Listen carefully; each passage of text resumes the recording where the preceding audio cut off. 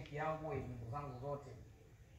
TikTok, FB, Instagram, hivyo nafanya music, pia nahitaji support wenye wa Tanzania na mimi tunaona tunakifanya, pia mnaona nini ambacho tunafanya na nini ambacho mnacho msafiri kutoka Mbeya kuja Dar es Salaam hapa.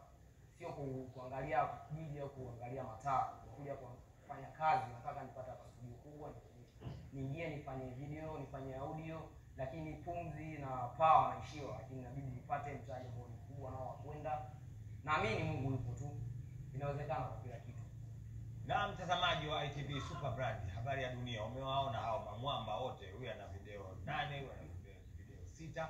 Hawa wamekuja kufanya kazi, hawakuja kutembea, wamekuja kufanya kazi.